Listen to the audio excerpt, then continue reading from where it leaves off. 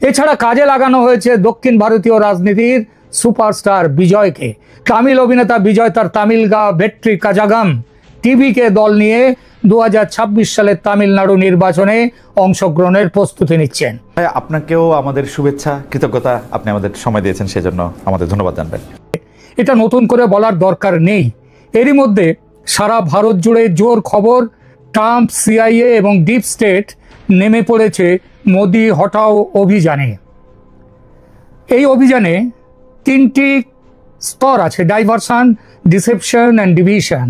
এই 3টে দিক দিয়ে শুরু হয়েছে অভিযান। এই অভিযানে সামিল এখনো পর্যন্ত 37 জন বিজেপি সাংসদ। এছাড়া দক্ষিণ ভারতের সুপারস্টার বিজয় এবং রাহুল গান্ধীরা তো আছেনই। আছে বিহার নির্বাচনে এসআইআর প্রক্রিয়া নিয়ে তুমুল বিরোধিতার মধ্য দিয়ে ভারতের সাংবিধানিক প্রতিষ্ঠানগুলোকে প্রশ্নের মুখে ফেলে দেয়।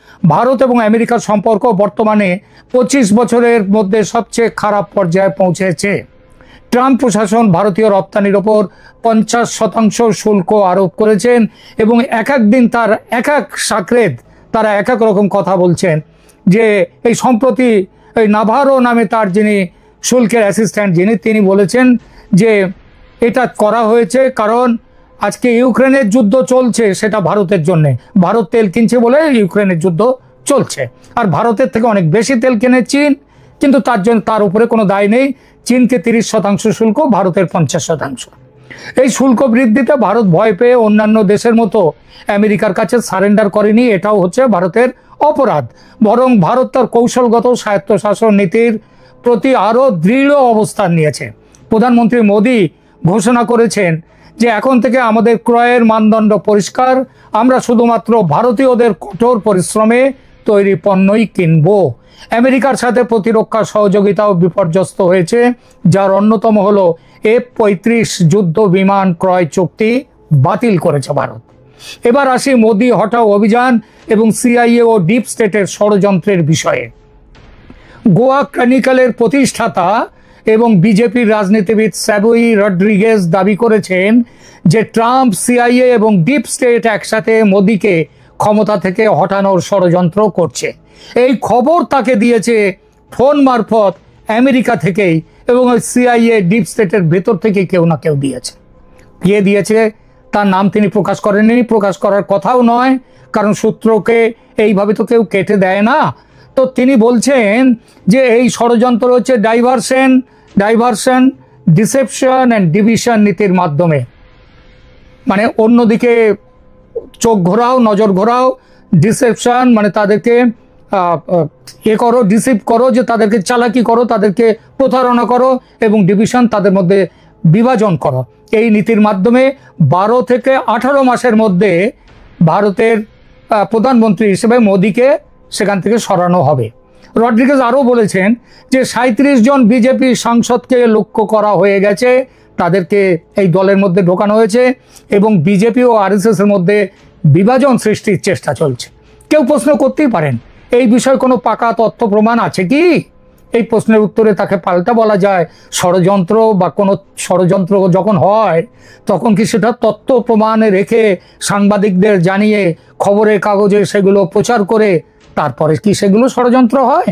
শেখ হাসিনাকে হটাবার ষড়যন্ত্র কি আমেরিকা কোনোদিন প্রকাশ্যে স্বীকার করেছে? কোনো প্রমাণিত তথ্য কি আছে যে আমেরিকা তারা বলেছিল এই করতে হবে, হাসিনাকে হটাতে হবে? তারা তো বলেনি। তাহলে এই ষড়যন্ত্রের অভিযোগ যে 100% সত্যি হাসিনার ব্যাপারে আজ কি কারো সন্দেহ আছে? দেশে দেশে নিজের পুতুল সরকার বসাবার এরকম অভিযান গত কয়েক দশকে দুনিয়ার নানান দেশে করেছে আমেরিকা। ভারতেও সেই চেষ্টা শুরু হয়েছে এখন। যেভাবে আমেরিকা ভারতকে দমন করার চেষ্টায় নেমেছে তাতে স্পষ্ট যা সামনাসামনি দেখা যাচ্ছে, তার বাইরে আরও অনেক কিছু আছে। ওই সমুদ্রে ভেসে থাকা হিমশৈলের মতো চূড়াটুকু কেবল দেখা যায়, কিন্তু হিমশৈলের বেশিরভাগটাই ডুবে থাকে জলের ভেতরে। এই ষড়যন্ত্রেরও তেমনই হয়। ষড়যন্ত্র সফল করার জন্যে এবার বেছে নেওয়া হয়েছে প্রাথমিকভাবে বিজেপির ভেতরের লোকদের। এটাই এবারের যে ষড়যন্ত্রের বিশেষত্ব। আর ঘর ভাঙলে সাফল্য মেলার সম্ভাবনা বেড়ে যায়। এই জন্যই তো দেখুন, রাবণ রাজার মতো অত বড় যোদ্ধা, অত বড় পণ্ডিত, তাকেও হার মানতে হলো। তার যে কার জন্যে? ঘর শত্রু বিভীষণের জন্যে। ঘর শত্রু বিভীষণ কথাটার জন্মই তো হয়েছে এইখানে। এই ঘর শত্রু বিজেপির মধ্যে থাকা 37 জন সাংসদ, এদের পুরো খবর মোদি জানেন, অমিত শাহ জানেন, অজিত ডোভাল জানেন। এই ঘর শত্রুরা মোদির বিরুদ্ধে একজোট হয়েছে কোনো নীতিগত বিরোধিতার জন্য নয়, একান্ত ব্যক্তিগত উচ্চাকাঙ্ক্ষা পূরণের জন্য। এদের যিনি নেতা, তিনি প্রধানমন্ত্রী হতে চান, আর তিনি প্রধানমন্ত্রী হলে সঙ্গে যারা আছেন তারাও বড় বড় মন্ত্রিত্ব পাবেন। এর ওপর আছে এই মুহূর্তের জন্য হাতে গরম বড় পরিমাণ টাকার টোপ। বিজেপি করলেই যে তিনি সাধুমহাত্মা হন তা তো নয়। এই দলেও যদিও তুলনায় অন্য দলের থেকে অনেক কম, তা হলেও চোর টোর আছে এই দলেও। সেটা থাকা অস্বাভাবিক নয়, এটা রাজনীতির নিয়ম। সামনে বড় টাকার থলি, তাই তাদের জন্য রাখা হয়েছে। আর পদের টোপ তো আছেই। এছাড়া কাজে লাগানো হয়েছে দক্ষিণ ভারতীয় রাজনীতির সুপারস্টার বিজয়কে।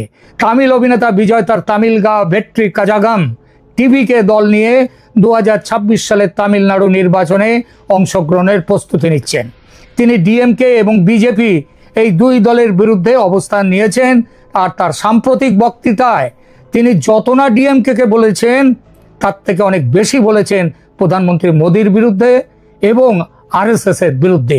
আর এই খবর নিয়ে যে বাংলাদেশ ভারতের কোনো ব্যাপারে খুব একটা মাথা গলায় না, এইসব ব্যাপারে বাংলাদেশের বেশ কিছু পত্রিকায় গত কয়েকদিন আগে আমি দেখেছি একের পর এক পত্রিকা তারা বিজয় কি করেছে, বিজয় যেন মোদিকে হারিয়ে দিয়েছে, এমনভাবেই তারা সেখানে খবর দিচ্ছে।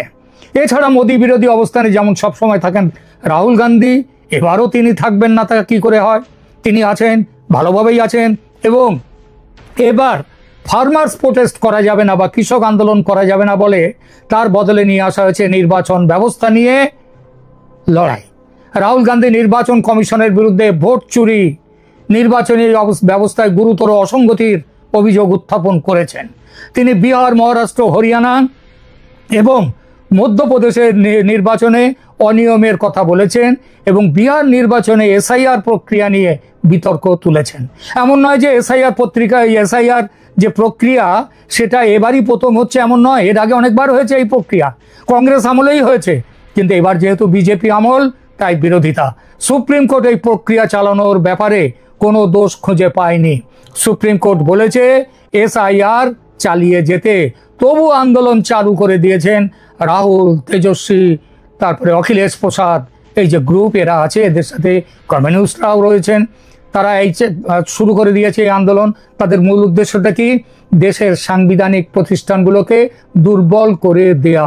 কারণ নির্বাচন কমিশন হচ্ছে একটি সাংবিধানিক প্রতিষ্ঠান এবং তার জোর কতটা সেটা তারা এতদিন দেখায়নি, কিন্তু এবার এই এসআইআর করতে গিয়ে বিশেষ করে পশ্চিমবঙ্গের মুখ্যমন্ত্রী মমতা বন্দ্যোপাধ্যায় এবং তার দল তৃণমূল কংগ্রেসের থরহরিকম্প শুরু হয়ে গেছে ইতিমধ্যে।